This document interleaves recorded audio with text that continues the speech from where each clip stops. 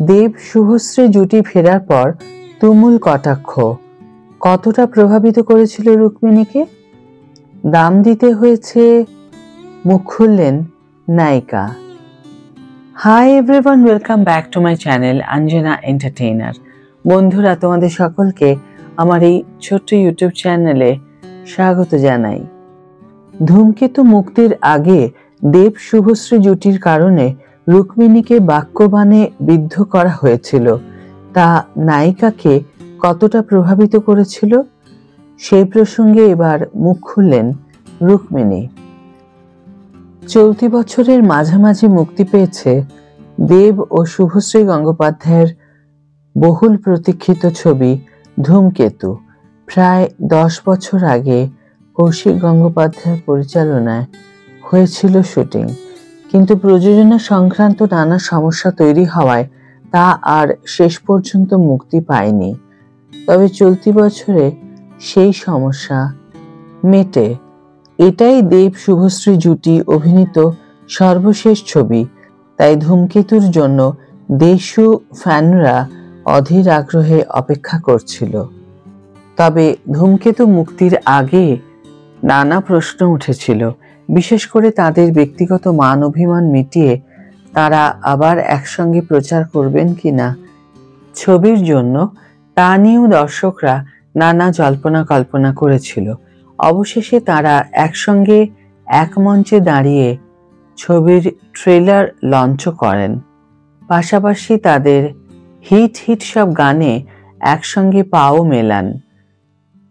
সঙ্গে তাদের বহুল প্রচলিত সংলাপ আমার সঙ্গে ফ্রেন্ডশিপ করবে বলেন দর্শকদের মনোরঞ্জন করতে।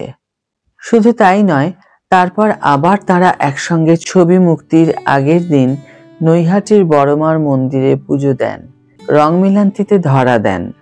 আর এই সব কিছুর মাঝে দেব শুভশ্রীর প্রেম ভাঙা, তাদের পুরনো প্রেম সবটা আসে চর্চায়। এর ফলস্বরূপ অনেকেই দেব শুভশ্রীকে এক হয়ে যাওয়ারও পরামর্শ দেন। আর পাশাপাশি রাজ চক্রবর্তী ও রুক্মিণী মৈত্রকে নানাভাবে বাক্যবাণে বিদ্ধ করতে থাকেন। কিন্তু এই পুরো পরিস্থিতি অভিনেত্রী তথা দেবের বর্তমান প্রেমিকা রুক্মিণী মৈত্রের ওপর কিভাবে প্রভাব ফেলে তা নিয়ে মুখ খুললেন নায়িকা। মিডিয়াকে দেওয়া এক সাক্ষাৎকারে নায়িকা এই প্রসঙ্গে বলেন, আমাকে এগুলোর দাম দিতে হয়েছে, কারণ ইন্টারনেট প্যাকেজের জন্য আমি খরচ করি। আমি যতক্ষণ দেখতে চাইছি আমি দেখছি, যখন আমি দেখব না তখন আমি মিউট করে দেব। আমাদের সবার কাছে ওই মিউট আনমিউট করার বাটনটা রয়েছে। নায়িকার কথায় এসব আমার উপর প্রভাব ফেলেনি, কারণ যা রটছে তার সবটাই মিথ্যে। সেই মিথ্যেকে প্রাধান্য দিয়ে মন খারাপ করার তো কিছু নেই। তাহলে তো আমি নিজেই বোকা। একটি ট্র্যাপের মধ্যে আমাকে বারবার ফেলার চেষ্টা করা হয়, আর আমি নিজেকে যদি সেখানে ধরা দিই তাহলে বোকাটা কে হলো? আমি। তাই আমি এমন বোকামি করি না, করব না। আজকে ভিডিও এখানেই শেষ করছি বন্ধুরা।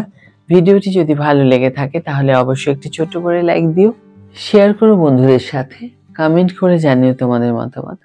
যারা এখনো আমার চ্যানেলটিকে সাবস্ক্রাইব করেনি তারা অবশ্যই চ্যানেলটিকে সাবস্ক্রাইব করে আমার পাশে থেকো, আর যারা অলরেডি সাবস্ক্রাইব করে দিয়েছো তাদের জন্য আমার অনেক ভালোবাসা এবং অনেক ধন্যবাদ। আজ তাহলে বিদায় বন্ধু, দেখা হবে পরের ভিডিওতে। ভালো থেকো, সুস্থ থেকো, সঙ্গে থেকো।